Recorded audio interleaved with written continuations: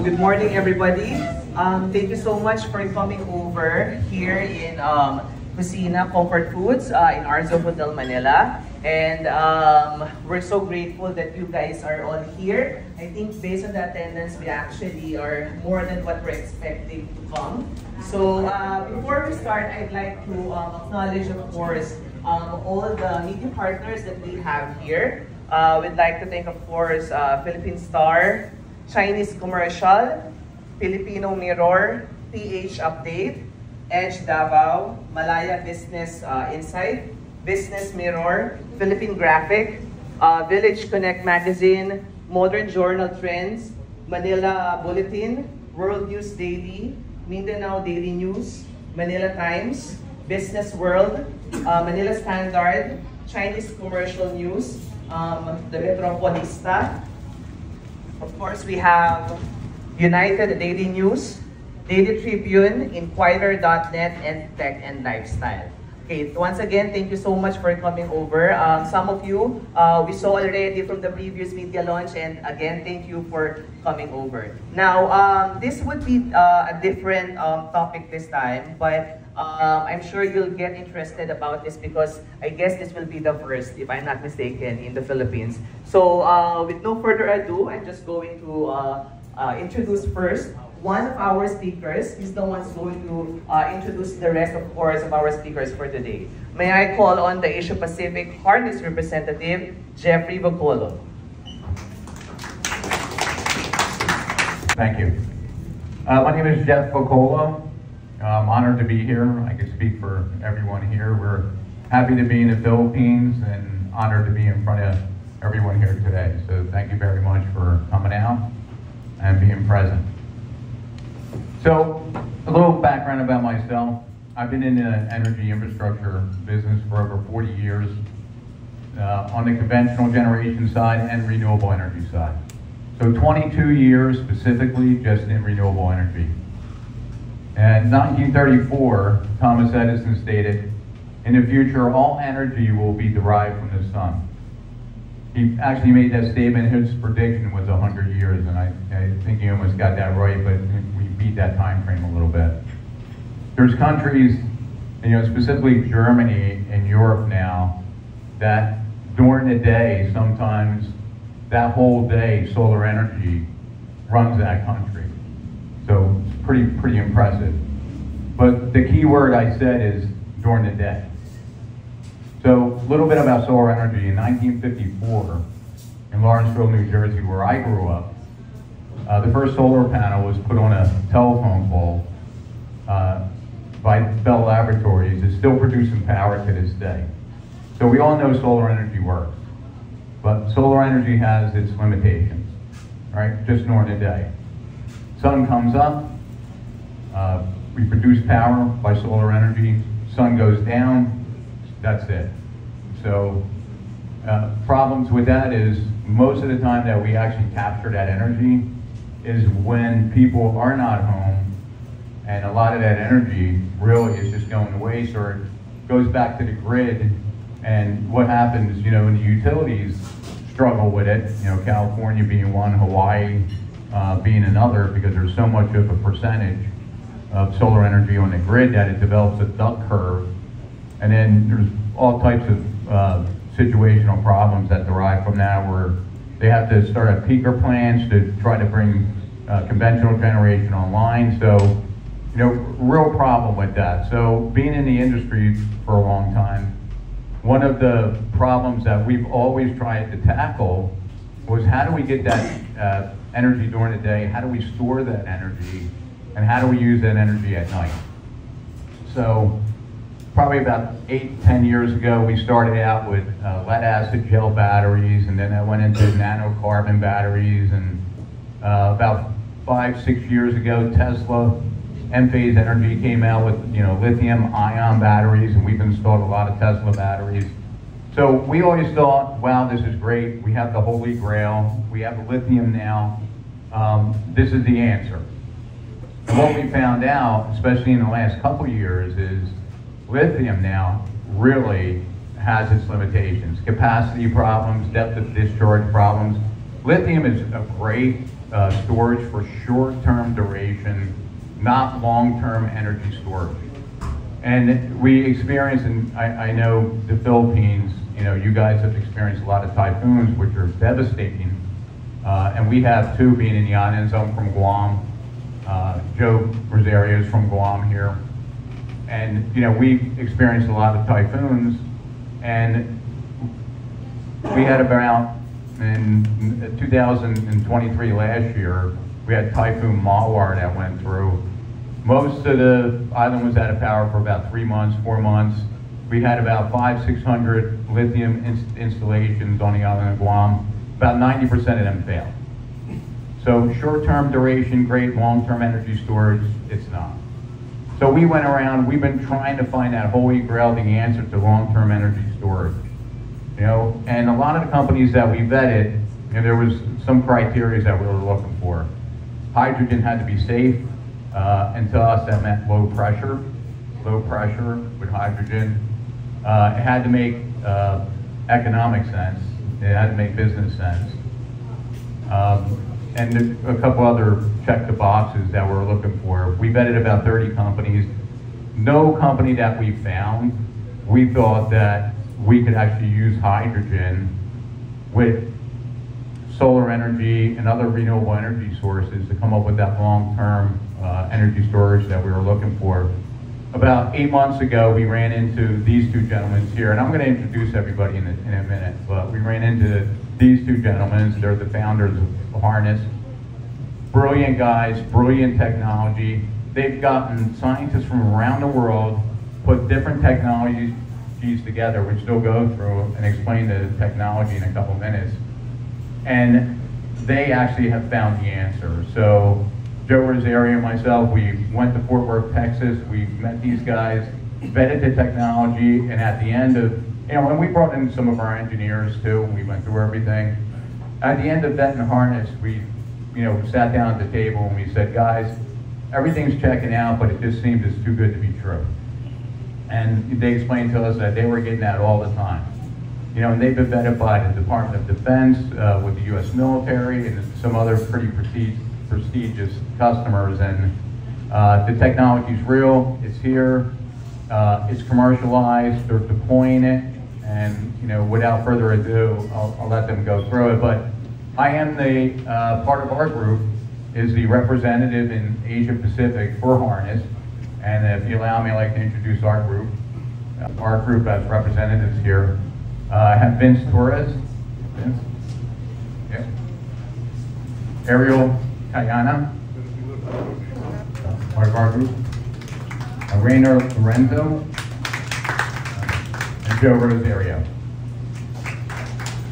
And allow me to introduce the founders of Harnyss. I have CEO Kirby Smith here. Brilliant individual, but also very good looking. And Philip Martin, who's the CTO. We have a little joke among us. We call Philip our eye candy. So, all right.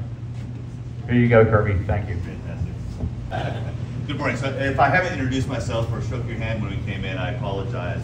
Please come up to me after we're done here. I would love to meet each one of you. But if I haven't met you, my name is Kirby Smith, and I am the CEO of Harnyss. We're based out of Fort Worth, Texas. Jeff made a great introduction. I appreciate it, sir, but we had a few lies. We actually left the brilliant people back home. We're just the ones that come out and get to talk about the great technologies that all of our engineers help us move forward. So as we're talking here about power. And the islands is a great case because there's a huge need for individual resilient power. So there's a couple things to our technology that we want to talk about first before we get into the solution.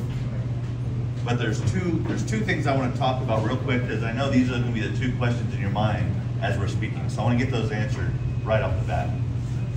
The first one is going to be, is this real? Is it R&D? Is it actually on the ground? And we're actually operating around the world. Our facility in Fort Worth, Texas actually runs off the solution. We're grid free. We run off the solution. The second thing is, how much does this cost? That's always the first question when people ask, because there's great technologies out there, but how much does it cost? If you look at a 20-year LCOE, that's levelized cost of electricity, our solutions, we produce electricity from anywhere, depending on the size and depending on the location, 8 to 15 cents US a kilowatt. I believe that's around that average 5 to 6 pesos a kilowatt. A lot lower than what you're paying right now, right? So that was the main goal of our company. We are a green company, clean energy company, but it had to make business sense first. So that's what we did when we designed this. So we'll talk about the solutions in a second, but first there's 2 technologies that we want to walk through and explain on what we use inside of our solution. And the first one, which everyone's here to listen to, is about the hydrogen. Harnyss's IP is based around hydrogen storage. We have patents global on the hydrogen storage. And what makes our storage different? Well, our storage, traditionally, hydrogen stored is under high compression, right? 2,000, 5,000, 10,000 PSI. It's a bomb. Usually we don't use that word in our business, but it's a bomb. So it costs a lot of money to be able to compress that hydrogen. What our technology does, we actually take hydrogen and we store it, we bond it with our technology inside the cylinder. So we store it at low pressure, 17 bar, 250 PSI, extremely low pressure, a little bit more than a hairspray can. Not only are we storing hydrogen at low pressure, but we're able to store a lot of hydrogen in a very small footprint. For example, if this was a hydrogen cylinder, compared to high pressure hydrogen, we can store 3 to 5 times more hydrogen in that same footprint, but at low pressure. So now we've solved the footprint of storing hydrogen, and we've solved the safety factor of storing hydrogen. We actually had the US military shoot one of our cylinders with an incendiary round, an explosive bullet. The bullet goes into the cylinder, the bullet explodes like it's supposed to. There's a quick clear flame, and then it goes out. There's no explosion, there's no shrapnel. In fact, the majority of the hydrogen stays inside of our cylinder because it's already bonded to our technology. So now we've made hydrogen safe. But now we gotta look at the cost-wise. So because we are storing at low pressure, we can go from electrolysis. Our hydrogen production produces at low pressure. We can go from hydrogen production in one tube directly into our cylinders. The difference is, on high pressure, when you're producing hydrogen, you have to go through compression. So compression equipment is expensive, the operations, the maintenance, but it also uses a lot of electricity. In fact, the compression part of hydrogen is 40% of the cost of the gas. We eliminate that whole balance of plant. We have no compression equipment. So now we've made hydrogen cheaper, right? So now we got these great technologies. And so the hydrogen component, we sat there and we go, okay, what are we gonna do with this? How do we incorporate this into a microgrid solution? So we said, well, we have one missing factor. We need energy storage. So the energy storage component, we wanted to eliminate lithium batteries. Everyone understands the problem with lithium batteries, the thermal runaway, the degradation, you gotta replace them every 3 to 4 years. We wanted to eliminate that whole process. So that's where my business partner, Bill Martin, and myself, we got together. We started bringing in the second component, and that's energy storage. Bill, if you want to talk about that? Yeah. Thank you.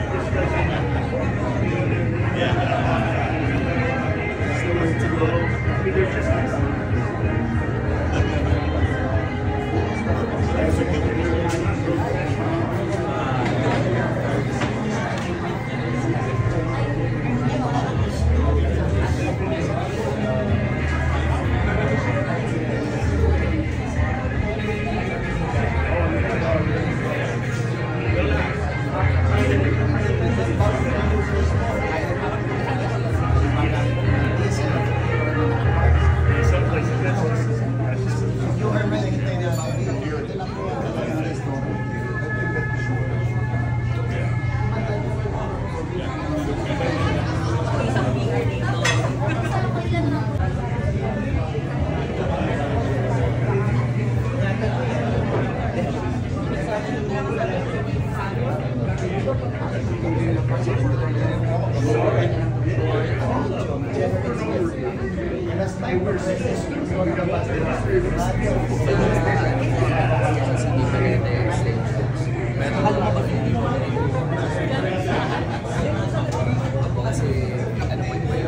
Just keep in mind what these two gentlemen were talking about this solution that does not require any external source of fuel. And let's see how that applies to how we live, how you live in the Philippines and how I live in the islands. Because in the islands, just like the Philippines, our fuel is shipped in. 95% of our energy is shipped in. So with this type of solution, you eliminate that, right? And imagine with the geopolitical tensions in our area, if for some reason the shipping lines were to cease, what happens to our food that we ship in? What happens to the energy that we ship in? That halts. So now we won't have electricity. Now with a solution like this, all you need to do is, all you would need to do is just take this solution, replace the existing conventional generators with this system, and now the islands out here in the Philippines can run fuel-free, independent of fossil fuel. And that's important because now with tensions picking up, that may be a reality. Food on Guam, 90% of our food is shipped in. So if those shipping lines were to cease, then we're in big trouble. So I can relate to how things are here in the Philippines because we all live on islands, and that could be a reality sometime. So in order to achieve energy security, we have to detach ourselves from fossil fuels because we are not the source of fossil fuels. We get fossil fuels from another country, Singapore, or whether it's from the source where we get it shipped in. So what's important is to try to figure out a way to become energy independent and try to achieve energy security so that if they do stop those shipping lines, we'll still have power throughout the country or throughout the islands. So we don't have an option of, would you like A, B, or C, right? You have to buy one of those. Everything we produce is strictly directly for the customer. And so when we produce those, we can do anything from 100 kilowatts up to multiple megawatts. We're actually working on a project that's 800 megawatts in power. So everything is scalable, and we just daisy chain the containers together. So as the system grows, we can start on a smaller system or the size of the community or the need. As that need grows, we can add and grow with the clients. So you're never gonna buy more than what you need. There's not gonna be wasted power. We're gonna build it to what you need. And obviously this animation shows what exactly I was just talking about. But remember, we can use any kind of resource. It's not just solar, it can be wind. A lot of people already have diesel generators on these islands that they've already spent the money on. We can actually hook those generators to our systems, and those can be the backup to the backup to the backup, right? So you can still use it in case whatever happens. One more video, if you don't mind. Kirby, if you don't mind. No fuel will be delivered. We want to produce our own fuel on board and control everything in the system. So again, we take water from the air, we bring water into the container, and we produce our own hydrogen. Green hydrogen, right? Renewable. So now we have the hydrogen, we produce the hydrogen, and we store it in our technology that I talked about earlier. So we store it safely, large amounts at one time. On the other side, you see the fuel cell. So when we need to produce electricity, we take the hydrogen, we run it through the fuel cell, and it produces electricity. Okay, that's the front part. If you look on the back of the container, that side of the container, that's where Bill was talking about. That's the storage, the energy storage, right? We also have the energy management system, all the inverters, everything is built. So when you open the container, it looks like a laboratory. It is a microgrid in a box. Okay? So, with that system, we use renewable power, solar mostly. That's the cheapest form of producing electricity, right? But we need to make it efficient. So let's take, for example, solar. Actually, we can hook up wind, tidal. If they have a diesel generator that they already purchased, they can hook to our system too. We can hook up to 8 different resources of power at one time into our system. So it can be grid tied. Grid can go to our system. Also diesel generator, wind, the solar, everything else can run through our system. We manage all of that power. Not only do we manage it, we condition it. As you've seen, a lot of the grids around the Philippines, the power is dirty. equipment in the building, so on and so forth. What our system does, if the grid's running through it, we condition that power and it comes out pure side. So the other side, you don't have to worry about surge protectors. We take care of that. But the main system is we hook up so we can be grid tied or we can be solo primary. We don't have to have a grid connected. We can operate as the primary source. We can operate as a backup system as well, if we wanted to. So on this system, during the day, the solar is running through our container, right? It runs through the container and it goes to, let's say, a compound that's powered. But at that same time, it's storing energy in our supercapacitors. So that when nighttime comes, we can run through the whole time. So this means that we're a 24-hour operation. So we'll power all the time. Again, nothing's being delivered to us, right? But as in the Philippines, you understand typhoons, rainy season. Sometimes there's not enough solar to charge up those supercapacitors, right? That's when you use the hydrogen. We use the hydrogen components as the backup. Okay? So when that system gets down to, say, 30% power, we know that renewable's not coming back online because there's a typhoon coming through. That's when we use the hydrogen, run through the fuel cell, and that charges up the supercapacitors. So the hydrogen side is a storage extender, right? It gets us to the point of when that renewable's coming back online, right? So now we're totally self-sufficient. It's just producing everything that we need on board. Okay. Looking at maintenance. Maintenance is minimal. There's really no moving parts in this whole system. Okay. There's some filters that have to be changed out a couple times a year, and that's it. We can operate and manage the whole system off of our phone anywhere in the world. Right. Speaking of maintenance, we don't want to be a company, Harnyss, who's based in Fort Worth, Texas. We don't want to be one of those companies that comes in and we offer the solution, we put it in place, and then we're gone.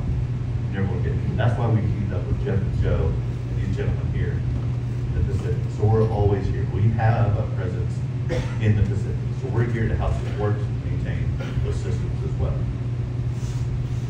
So all these things we talked about, making the business case, the value case that pays us per kilowatt. Right? We're self-sustainable, we're resilient, we're also green. The green part's a bonus. We're actually 100% recyclable, 75% biodegradable. We are carbon net zero. We make no heat signature, there's no noise, we're silent. So you can put these systems up next to housing, compounds. There's no noise. 100% zero. So we're actually that, when I say microgrid in a box, we're all of that plus. Does that make sense? Should I make sense? Am I coming across clear to that? There's going to be questions, I know. I had questions. Brother, your article says it saves sense. It saves sense. Sense about. Yes. And it makes a lot of sense. That's right. We ran a publicly traded engineering, procurement, construction company for about almost 10 years, and we installed almost 2 gigawatts of solar. So we were in the very early days of installing solar and understood the limitations that solar had. The utilities in the US were investing all of this money installing solar, but then they found out that it was only producing power 1/3 of the day. Unfortunately, we still like to have power when we come home and cook our meals and watch TV and all those other things. So that meant they had to keep all these nuclear plants and coal plants and everything else running. So now they have the additional cost of the nuclear plants running and what they invested in the solar farm. So in California, they found out first about this duck curve that Jeff talked about, was that we were producing all this solar energy during the day and weren't using it. So how do we capture some of that to utilize power when we need it the most, which was in the morning and the evenings, right? When you wake up and then when you come home to cook. So they started introducing lithium batteries to do that. Now, I won't bash lithium. It has its purpose. And, you know, normally they integrate the lithium to run 2 to 4 hour increments, but after that, it's no good. So unfortunately, I'm sure here and in the US, we still want power, you know, at 8, 10 o'clock in the morning until we wake up. Because I don't know about you guys, but I like to have my air conditioning on and stay cool all through the night. So what we were trying to do whenever me and Kirby got together was find out something that was resilient. Because our first approach was really to take out diesel generators. We were approached by the Department of State in the U.S. and said, hey, can you replace these diesel generators all around the world? Well, I mean, understanding about U.S. embassy and compounds, when you get on them, I mean, Iraq being the largest U.S. embassy, they run off all diesel generators. If the compound ever got attacked, how would they get fuel to replace, to power those generators? So we wanted something that was resilient. So we went to supercapacitors, which have been around since the 50s. It's not brand new technology. The technology is new, is that we control the output of the power. So supercapacitors have always been designed to take in power real quickly, release it real quickly, but our IP was around controlling that output of power. To give you some idea, I mean, if you know about anybody own EVs, an electric vehicle, and understand how long it takes to charge up, even on an ultra-fast charger, it's going to take you 45 minutes to an hour. If we put supercapacitors in an EV, you can charge up in 6 seconds. So now we solved one of the problems of lithium, is that we could charge up our energy storage real quickly. So in the first few hours of the day when the sun comes out, we can charge up all our supercapacitors, then it can be available to you for the rest of the day. In addition, if you push a lot of power into lithium batteries, you cause dendrites and you cause damage to the cells and eventually, potentially fires. You know, lithium battery fires have increased over 150% over the last 2 years. You may or may not have heard of them. I know in the United States we see it all the time. So with ours, it's a lot safer. And as Kirby says, it's powering our facility in Fort Worth. What he didn't tell you that is our container is in the middle of the building. So that's how safe we think it, well, how safe we know it is, because the fire inspector had it inspected and everything else. So now we have a safe storage solution. And then the other thing we tackled was with lithium batteries, you can only use 80% of the battery, right? So if you need a 20 megawatt solution, that means you have to install 25 megawatts. With ours, we had 100% of depth of discharge. And Jeff didn't mention it, but one of the reasons that the lithium batteries failed when they stormed hit Guam was because they drained those lithium batteries. With ours, you can drain them and recharge them every day. So for a cycle with this, it's considered a drain. When it drains the battery and charges back up, with lithium, you only get 4,000 to 5,000 cycles. We get 500,000 cycles. That means we can warranty our system for 20 years, but it'll actually run 40 to 45. Remember, we said we want something that was resilient. So here is something resilient. Once you put it in place, it'll last as long as your solar panels. So now we have something that's resilient, safe, and it's efficient. Our round trip efficiency on our supercapacitor is 99.1%. That means we store and utilize energy more efficiently than anything else. And with that, now we have the real reason we started doing this, and was the business case. It had to make financial sense. What's for the air or solar? You have to help. I'm trying to relate that with the different cooperatives in the Philippines. They normally get their power from the grid and you give it. My question is, and I hope you don't mind if I jump into the financial side of it. Please. If you produce 1 megawatt, will you be able to tell us how much it will cost to be able to produce the power required for 1 megawatt?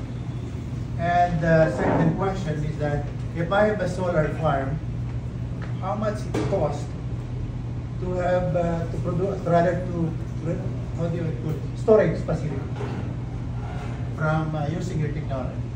No, good questions. I appreciate it. And actually, there's a couple of different ways to look at that.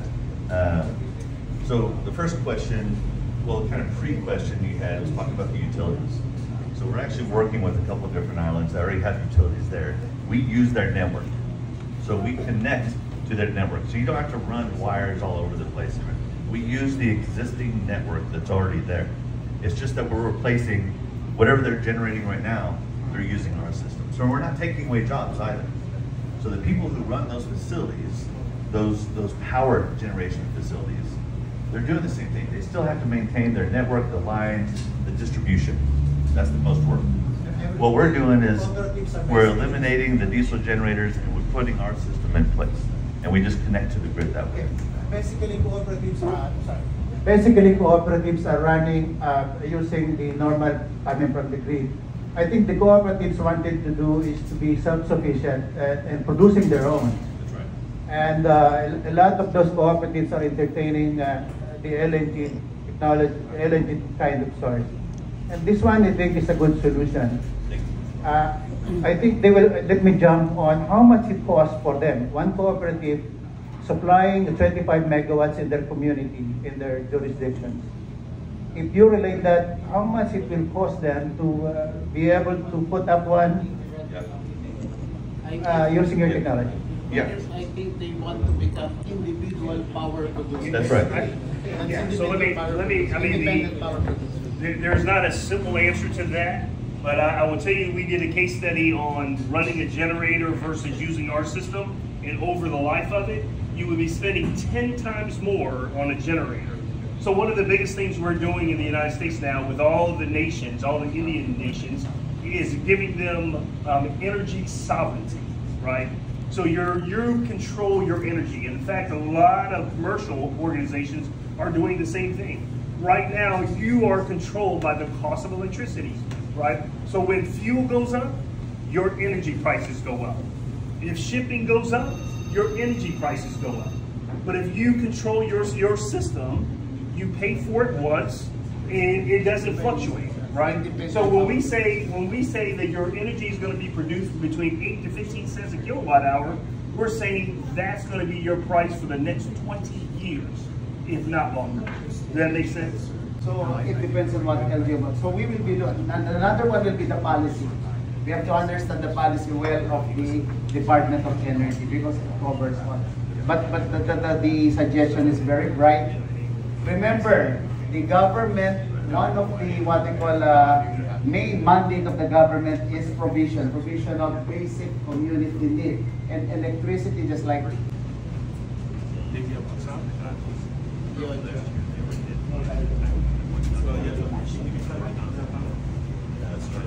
Yeah, let's start it over.